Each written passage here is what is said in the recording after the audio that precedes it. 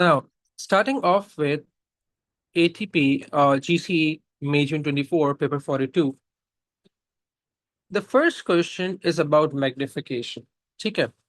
अब वो इस ड्राइंग वाले सवाल को हम लोग आखिर में देखेंगे. ठीक है, बल्कि नहीं, चलो, will okay, it's a big question. नहीं, अभी कर लेते हैं, it's a big question.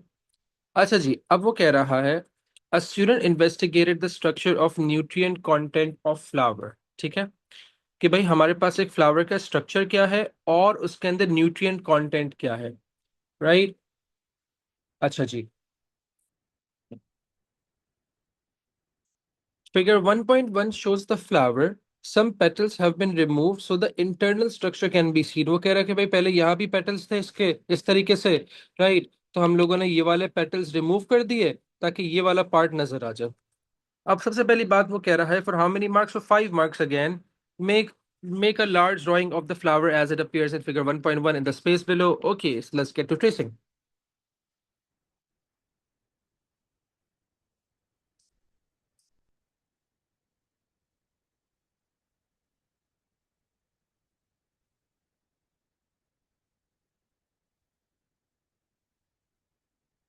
I feel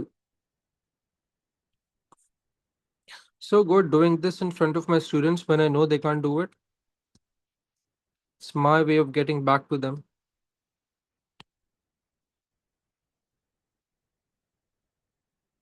for all the times they've troubled me in the classes. Hee hee.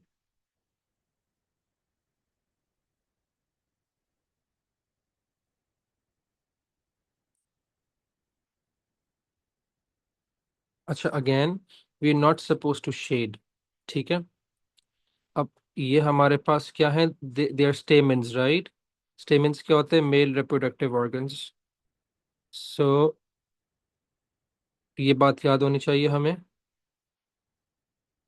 These are the stamens. ये भी एक स्टेमेन है जिसको भी मैं बना रहा हूँ.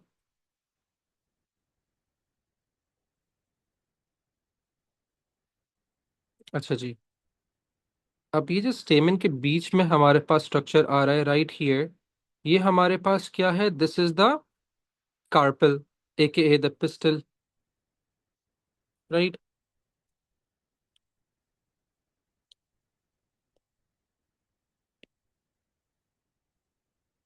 Right, a pretty ugly diagram, but we'll make do. So it should be this big, right? अच्छा जी. स्टे नहीं, देखो, स्टेमिन के पार्ट्स होते हैं एंथर्स. ये पूरा स्टेमिन है हमारे पास. अच्छा, इसको हम लोगों ने ये नहीं बनाया, सॉरी. ये हमारे पास पूरा स्टेमिन है. ये वाला पार्ट एंथर है और जिसका स्टॉक आ रहा है ये फिलामेंट है. ठीक है. एनो right. Okay.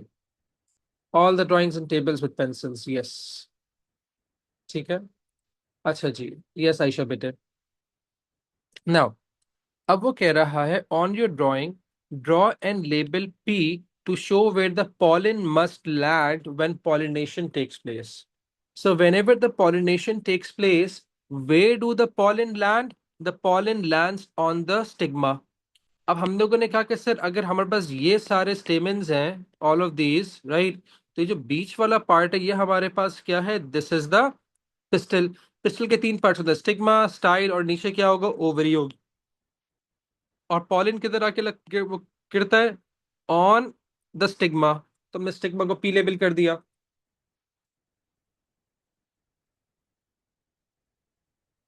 Okay. Now, all right.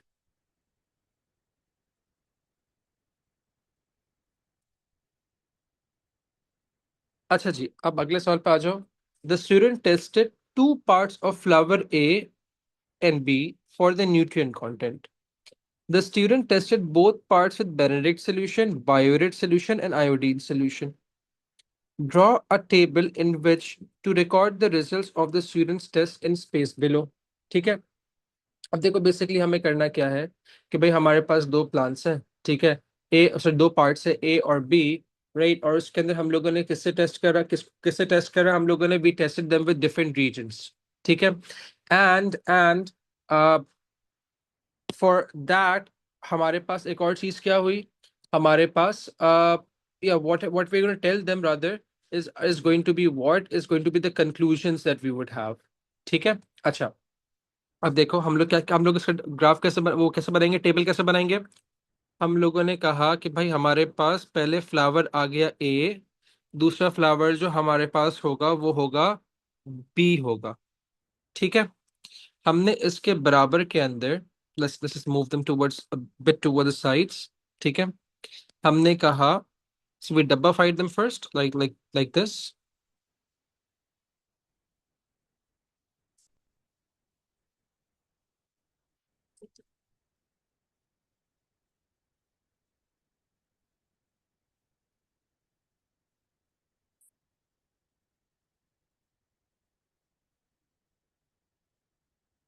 And again we have to put them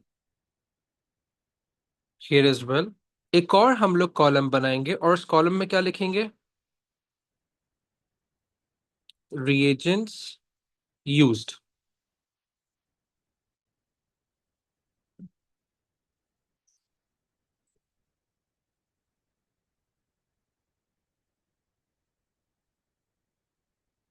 और हम लोगों ने कौन कौन से रीजन इस्तेमाल करे,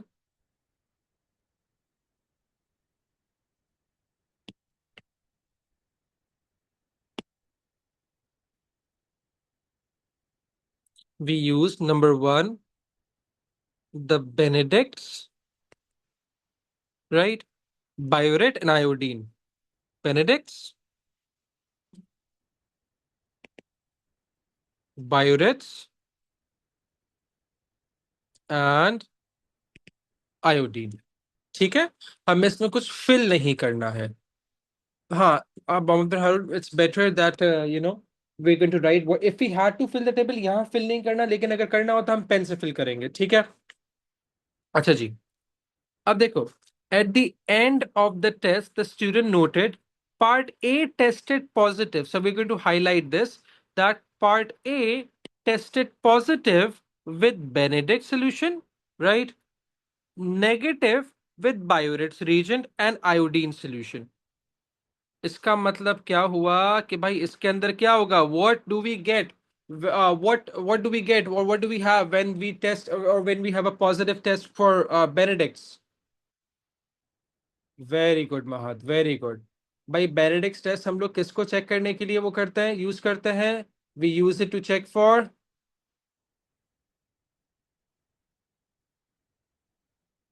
रिड्यूसिंग शुगर्स। खुदारा सिर्फ ग्लूकोज मत लिखिएगा, अल्लाह मंसूर, रिड्यूसिंग शुगर्स पूरा। ठीक है। अच्छा लेट्स रिवाइज, रिड्यूसिंग शुगर्स क्या थी, ऑल मोनोसेकेराइड्स। वो आयशा ये तो वो है ना, उससे कंक्लूजन है। वो कह रहा है कि भाई, अच्छा ओ सॉरी, सही कह रहे हो, सही कह रहे हो, thank you Ayesha, thank you Ayesha. नहीं सही तो लिखा था मैंने, रिड्यूसिंग शुगर होंगी ना ए के अंदर।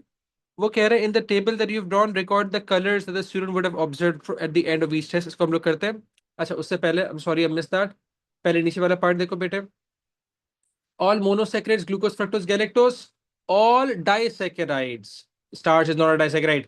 ठीक है। तो हम बता देंगे कि भाई हमारे पास डाइसैकेराइड क्या हो गई, maltose lactose except for sucrose, sucrose नहीं होता हमारे पास, तो हम लोग इसको इस तरीके से भी याद कर सकते हैं, all mono and all disaccharides except for sucrose. ठीक है। अच्छा जी, पार्ट बी में क्या कह रहा है, पार्ट बी के अंदर कह रहा है कि भाई इन B, B tested positive with biuret and iodine solution but negative with Benedict's. तो इसके अंदर क्या क्या प्रेजेंट होगा भाई, इसके अंदर प्रेजेंट होगा हमारे पास प्रोटीन्स एंड स्टार्च। ठीक है। अच्छा अब देखो, अब उसने कहा in the table that you have drawn bracket the colours the student is going to have would have observed at the end of each test. तो हमें शुरू वाले नहीं बताने। तो ए के अंदर हमारे पास रिड्यूसिंग शुगर्स प्रेजेंट है ना, तो इसका कलर क्या हो जाएगा, हम लोग कह देंगे ब्रिक रेड हो जाएगा। ठीक है। बायोरेट्स ब्लू ही रहेगा, आयोडीन रेड ब्राउन ही रहेगा। बी के अंदर रिड्यूसिंग शुगर्स एब्सेंट है, तो बेनेडिक्ट से colour even at the and blue रहेगा। ठीक है।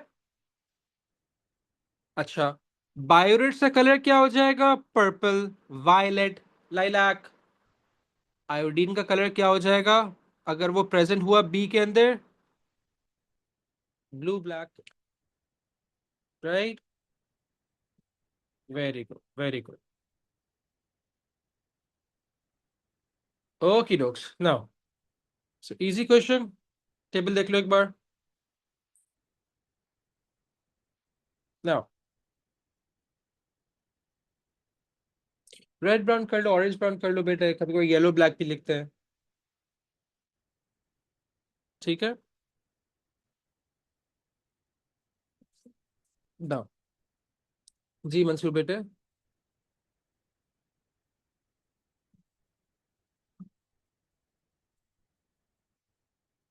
जी मंसूर बेटा। आयोडीन तो पॉजिटिव है ना बेटे, positive with burette and iodine solution. Negative से बेनेडिक्स के साथ है बेटे।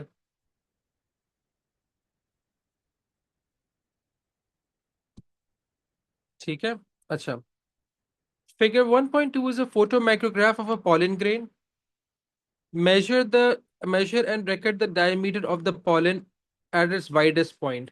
तो widest point हमारे पास यूं आ जाएगा। ठीक है। तो widest point के अंदर अगर हम लोग इसका डायमीटर लें तो कितना सेंटीमीटर आ रहा है? It's coming out to be 2.5, 2.1, 2, 3, 4, 5, 6। तो हम लोगों ने कह दिया it's coming out to be 2.6 centimetres, 26 millimetres. All right. Tagging कर सकते हैं बेनेडिक्ट सिंसिया, बेनेडिक्ट्स। लेकिन वाइडेस्ट पॉइंट तो हमारे पास ये आ रहा है ना, इसको देख लेते हैं, you may be right, I don't know. अगर हम लोग जीरो को यहाँ रखें तो ये भी तकरीबन 1.2 लॉन्गेस्ट यही आ रहा है मेरा बेटा। अगर हम लोग डायगनल भी रखते हैं इसको, फॉर एग्जाम्पल यूं, ये तो और कम हो रहा है बेटे। वाइड तो नहीं हुआ। अगर हम लोग यूं भी रखें तो ये भी और कम आ रहा है बेटे। अगर हम एग्जैक्टली 180 पे रखें इसको तो ये भी तकरीबन 2.5 आ रहा है। तो हमें तो वाइडेस्ट लेना है। वाइडेस्ट हमारे पास ये होगा जो सबसे लंबा आ रहा होगा। ठीक है। अच्छा जी। तो है ही है मासूमा, तुम्हारे पास वो पिक्चर की वो अलग होगी ना बेटे, स्केलिंग अलग होगी। अगर तुम लोग पेपर में पासवर्ड इस्तेमाल कर रहे हो, उनके अंदर वो साइज को भी रिसाइज करता है ना, पिक्चर के साइज को। ठीक है।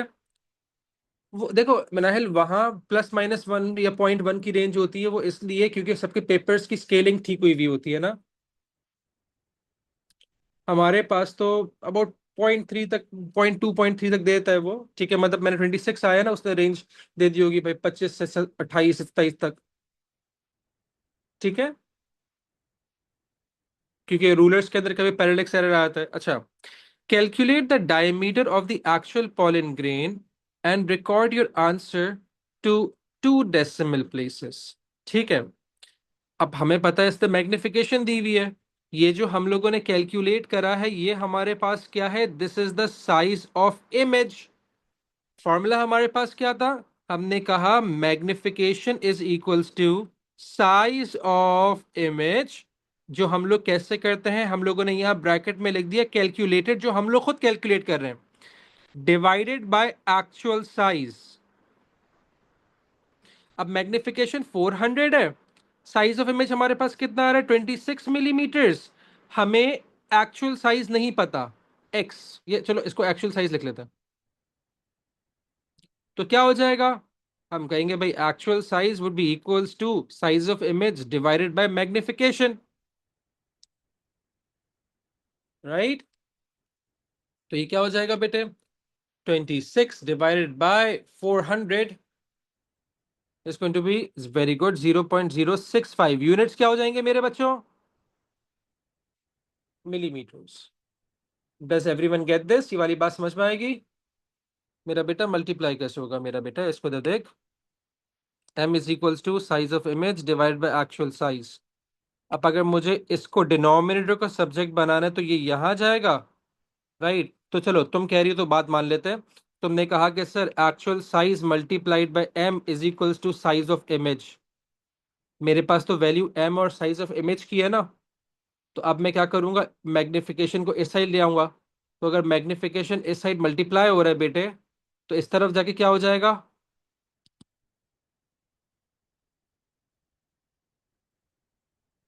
डिवाइड।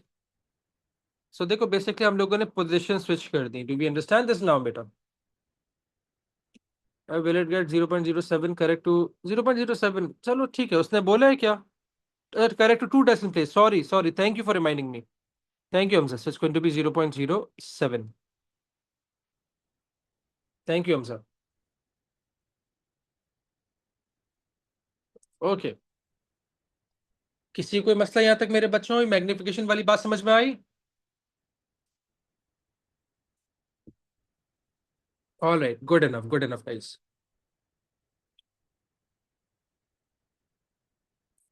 अच्छा जी। नाउ वो कह रहे हैं figure 1.3 is a photomicrograph of a pollen grain from a different species of plant. वो कह रहे हैं दो विजिबल डिफरेंस बता। तो अच्छा, हम लोग क्या करते हैं, व्हाट वील डू इज, हम इसको लेते हैं ताकि हमें बार बार ऊपर नहीं जाना पड़े ना।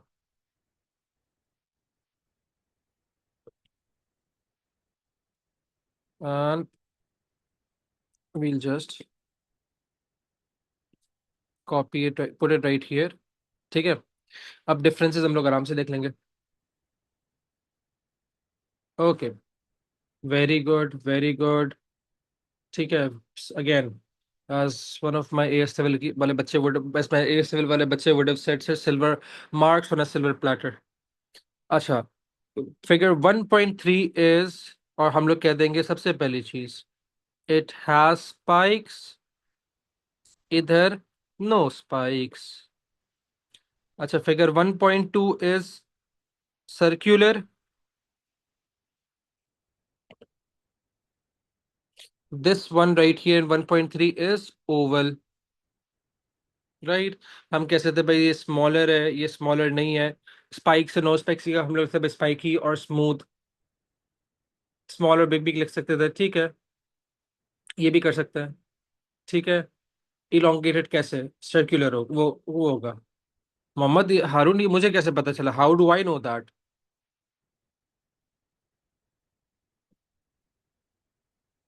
बहुत आर कॉटलेटेड मतलब। हाँ, एलिप्टिकल लिख सकते हैं। सही है। वो व्हाई मेक थिंग्स डिफिकल्ट?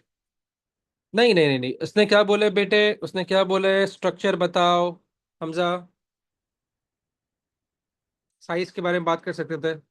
अरे मेरा बेटा, प्रोटीन कोड क्या बात कर रहा है? वायरसेस, वायरसेस हैं क्या? सीड्स हैं, वायरस हैं? प्रोटीन कोड कहाँ से बीच में लेकर आ रहा है? Okay, so this concludes question number 1। Right. अरे मेरे बच्चों, जो ओवल लिखो ना, पैराबोलिकल क्यों लिख रहे हो? Elliptical they're going to be right, but why make things difficult for yourself, guys? Okay, 22 marks, easy 22 marks. I will, Insia, I will. I'm just going to give you the dates hopefully by tomorrow. Okay, come back here. अच्छा भाई, एक और मजे का सवाल, एक मजे का सवाल है। So it's from biodiversity. A student investigated the number of plants on a school field.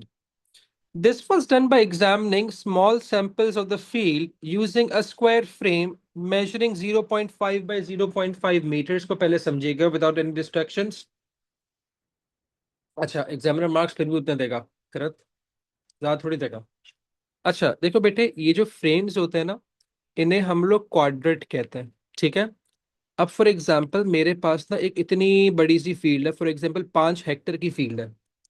अब मुझे मालूम करना है कि अच्छा यार, इसके अंदर ना फॉर एग्जाम्पल अगर कॉर्न ग्रो कर रहा है, उसके साथ कुछ वीड्स भी ग्रो कर रही होंगी। या फॉर एग्जाम्पल मैंने कहा उसमें ना ट्यूलिप ग्रो कर रहा है, तो ट्यूलिप के अलावा कोई और प्लांट ग्रो कर रहा है, नहीं कर रहा है। तो मैं क्या करूंगा, मैं छोटे छोटे ऐसे स्क्वायर फ्रेम्स बनाऊंगा। These frames are called as quadrats, and we use quadrats, we place them right here. हम देखेंगे अच्छा कौन कौन सी स्पीशीज क्वाड्रेट के अंदर आ रही है, हम नोट डाउन कर लेंगे। फिर हम यही वाला क्वाड्रेट रैंडमली कहीं और डाल देंगे, और हम देखेंगे इसमें कौन कौन सी स्पीशी आ रही है, और हम नोट डाउन कर लेंगे। राइट। अब वो कह रहा है, जब उसने ये क्वाड्रेट रखा, उसके पास 3 species of plants I, flowers I. ठीक है, स्पीशीज सी, डी और ई। अब वो कह रहा है the sample contain 3 different plant species. The student counted the number of plants of each of these species in the sample. One plant was not fully within the square frame. Suggest and explain what would you do about this plant. अब ये वाला जो plant है ना, ये square frame में पूरा नहीं आ रहा, राइट? तो अब उसने देखो सिंपल सजेस्टिव क्वेश्चन बोले कि भाई काउंट करोगे नहीं करोगे और क्यों, वाई. ठीक है, हमने कह दी, देखो देखो इसको देखो, अगर हम लोग इसको देखें, so it's this big, right? Most of it is inside, less of it is outside. तो हम काउंट कर लेना चाहिए. 50% ज्यादा आ रहे हैं ना, कर लेंगे. हाफ ऑफ द प्लांट है ना, तो कर लेंगे. ठीक है, ओके. तो हम लोगों ने कहा कि count it as more than 50% is inside the frame. ठीक है, ओके डॉक्स. नहीं बेटा, आधा प्लांट थोड़ी पूरा पूरा करोगे. We can repeat and see again as well, but उसने सिंपल हमसे पूछा भाई काउंट करोगे या नहीं करोगे, तो हमने कहते भाई मोर देन 50% है तो भाई काउंट कर लोगे. That's it, that's it. ठीक है, again don't over complicate things for yourself guys. अच्छा, अब वो कह रहा है count the number of plant species E taking into your account in answer A. अच्छा, अब इसको देखो, स्पीशी ई कितनी आ रही, हम काउंट कर लेते हैं. 1 2 3 4 5 6 7 8 9 10 आ रही है. ठीक है, कितनी आ रही है, 10 आ रही है.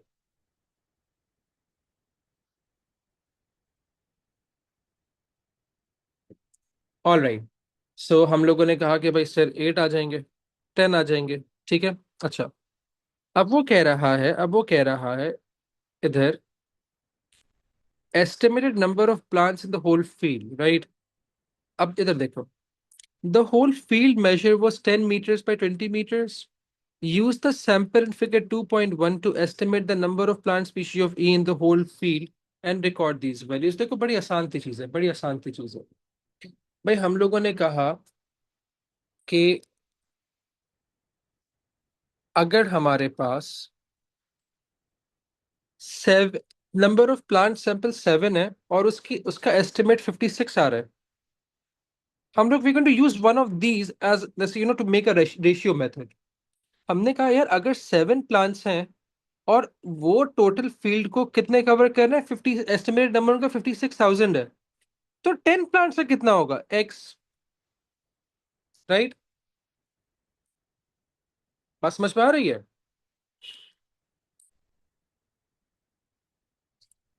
तो 10 into 56 is 56,000 divided by 7, that's coming out to be 8,000.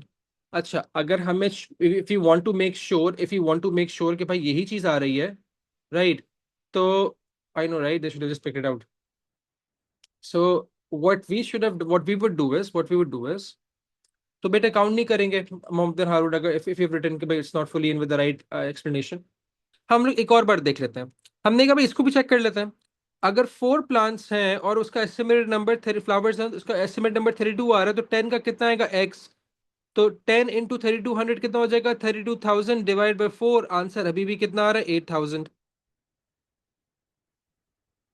Right, so double check it, double check it.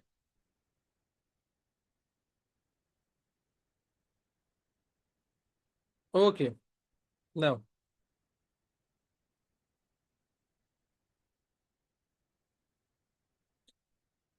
Moving on to the next question.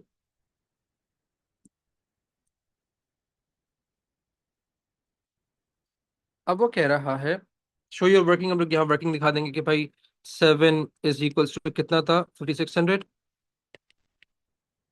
10 would be equals to x.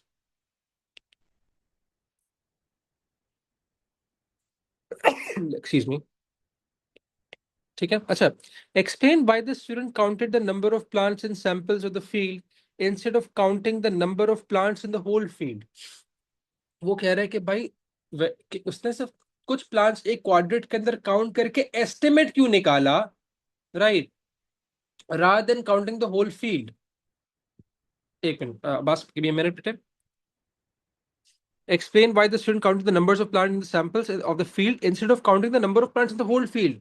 भाई किसी के पास टाइम नहीं है, एस्टिमेशन है, राइट, एस्टिमेशन है।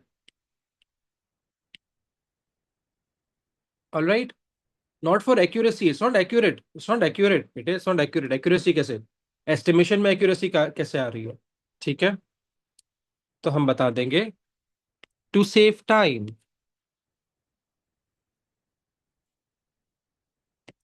एक mark है ना, देखो उसने एस्टिमेटेड कहा है, बात समझ में आ रही है? As is busy, right, it's too time, it's too time consumer, right, exactly, will taken his whole life. अच्छा, अब वो कह रहा है, इसको देखो, suggest two reasons why taking several samples would improve the accuracy of the estimate. सही है, एस्टिमेट की एक्यूरेसी कैसे बढ़ाएगा, राइट, भाई हम कह देंगे, हाँ we can write, not not casual answer please don't, ठीक है। देखो बेटे, सबसे पहली चीज हमारे पास क्या है, अगर हम ज्यादा प्लांट्स को लेंगे ना, so what's gonna happen, I am going to get a larger sample, right, so my more number of feed would be let's say sample, तो उससे एक्यूरेसी हमारे पास बढ़ जाएगी, ठीक है। दूसरी बात क्या है, क्या हमारे पास ये प्लांट्स हर जगह इवनली प्रेजेंट थे? अगर हम लोग टेबल पे जाएं तो ऐसा है कि भाई मेरे पास अगर प्लांट डी आ रहा है तो प्लांट डी इधर भी आ रहा है, इधर भी आ रहा है, इधर भी आ रहा है, इधर भी आ रहा है, इधर भी आ रहा है, इधर भी आ रहा है, कॉलम्स में तो नहीं आ रहा ना, रैंडमली स्कैटर हुए वो। तो अगर मैं ज्यादा, since they are not even, if I am going to take more sample of, देखो यहाँ तो हम लोगों ने एस्टिमेट लिया है ना इसके अंदर, देखो इस टेबल को दोबारा समझो। वो कह रहे हैं कि अच्छा अगर मेरे पास 7 प्लांट्स होंगे ना, तो उसका एस्टिमेट, मैंने 7 प्लांट्स कैलकुलेट करे, उसका एस्टिमेट इतना आ रहा है, that's an estimation. 7 counting 7 plants is too less. क्या पता अगर मैं 20 या 30 प्लांट्स काउंट करूं तो क्या पता, let's say plant species C count करूं तो क्या पता मेरा आंसर चेंज हो जाए, I would get a better वो रिजल्ट, राइट। तो सबसे पहले हम क्या बता देंगे, सबसे पहले हम क्या बता देंगे कि including more plants would increase, or rather would increase the reliability, right, of the or let's say of the estimate, कि the estimate is going to become more reliable। ठीक है। दूसरी बात, since plants are not evenly distributed,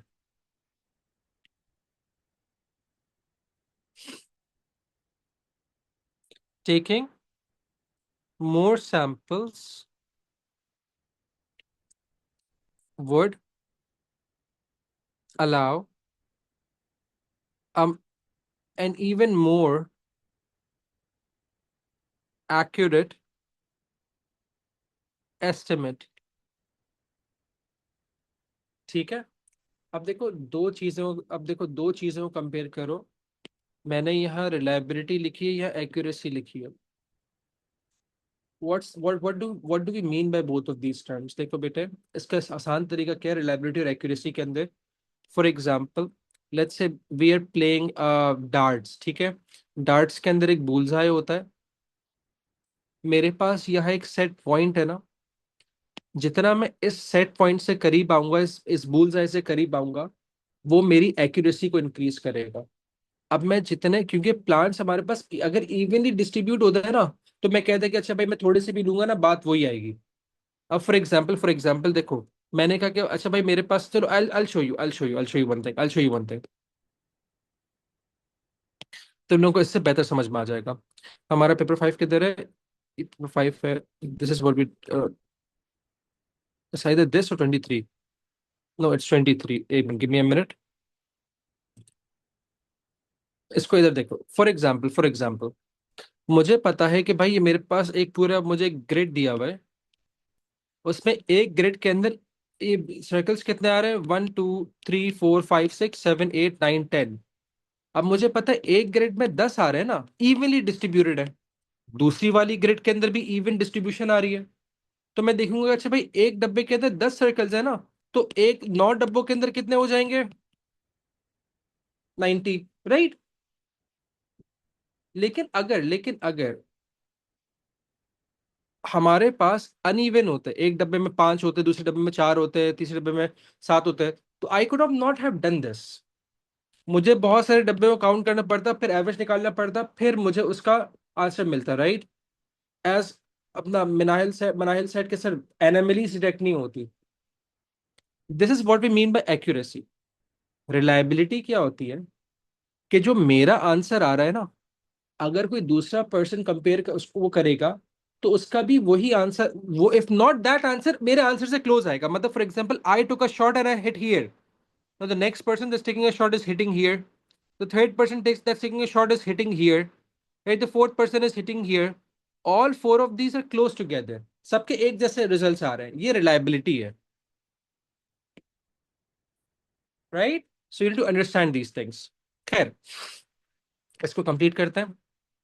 अच्छा, use the data in table 2.1 to construct a bar chart to know show the estimated number of plants C, D and E in the whole field। अच्छा अब देखो बेटे, उसने instruction हमें क्या दी हुई है, हमें कौन सा वाला चार्ट बनाना है, हमें बार चार्ट बनाना है।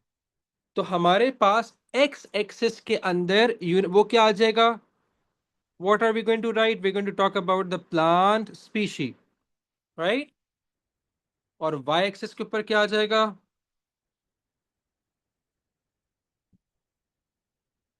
estimated number of plants। So what I'm going to do is I'm just going to do this again. Abbas, did you get the table?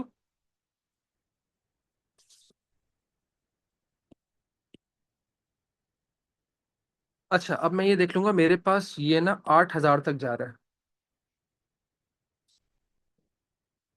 Labelling हम पेन से करेगा, बेटर होगा बेटर। अच्छा, मैंने ले लिया कितने डब्बे मेरे पास, 10 20 30 40 50, right. So let me take this as 1,000 2,000 3,000 4,000 5,000 नहीं होगा, आई नीड 8, तो I am gonna take that at 2,000 2,000 4,000 6,000 8,000, ठीक है। मैं पूरा ऊपर तक लेके नहीं जा रहा हूँ। अच्छा, प्लांट सी जो है, अच्छा अब इसको देखिए, फॉर एग्जाम्पल मैंने सी के लिए ये कर लिया, I am going to do it right here, base बनाइएगा, ठीक है। और सी 56 जा रहा है। अगर एक डब्बा मेरे पास इसका है, टू का 200 का आ रहा है, तो this is going to be 5,000 5,200 5,400 5,600, right. तो मैं क्या करूंगा,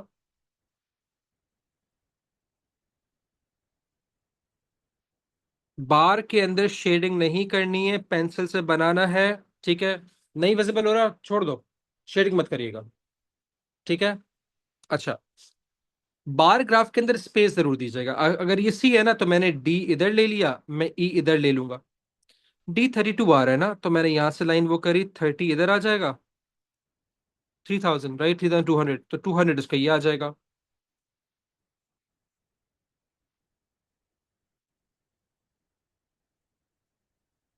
again please draw the base. E 8,000 आ रहा है, so E is very easy, right। I'm going to take it all the way right here।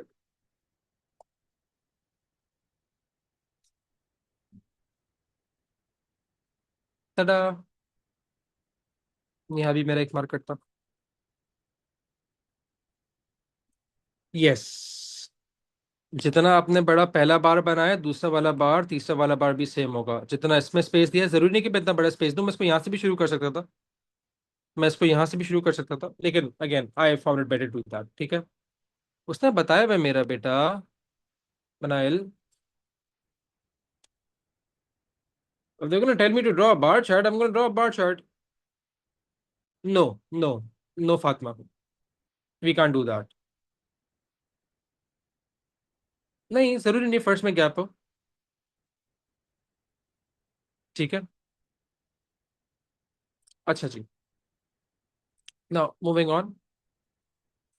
So let's just do this last question, it's about planning. ये already हुआ हुआ है तो इसको हम लोग देख लेते हैं। ठीक है। वो कह रहे हैं plants can be provided with fertiliser to help them grow.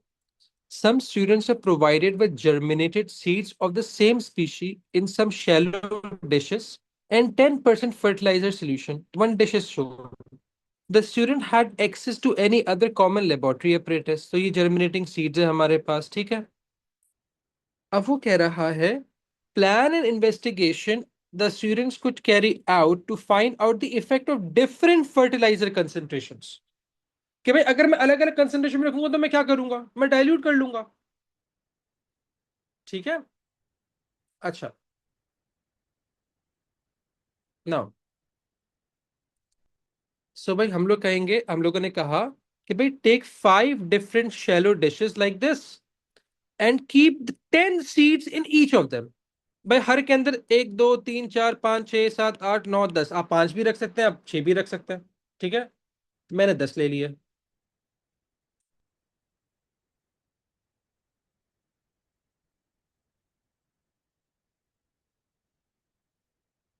Okay. अच्छा।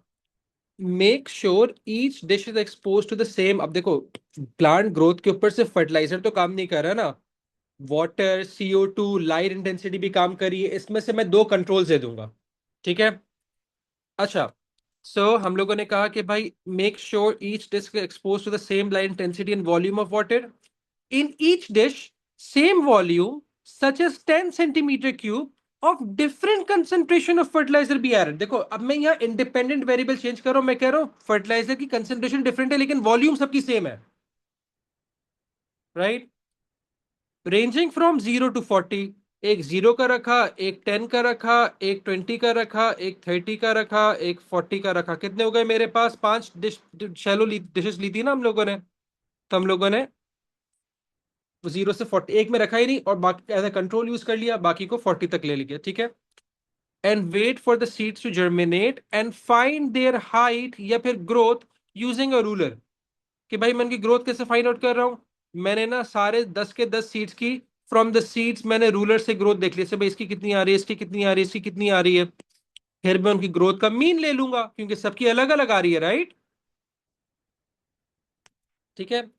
replicate the experimental tries to find out the mean growth for every seed in different concentration of the fertilizer. उसके बाद हम एक और चीज क्या बता देंगे, it's a low risk experiment and gloves should be worn। आखिर में क्या कह रहे हैं, इंडिपेंडेंट वेरिएबल क्या है, कंसंट्रेशन ऑफ फर्टिलाइजर, उसके ऊपर डिपेंड क्या कर रहा है, ग्रोथ। ऑलराइट। तो ये चीज है, सेम फर्टिलाइजर इस्तेमाल करें। So with this, we are done with 20, May 24, paper 42. I hope you guys have a good night.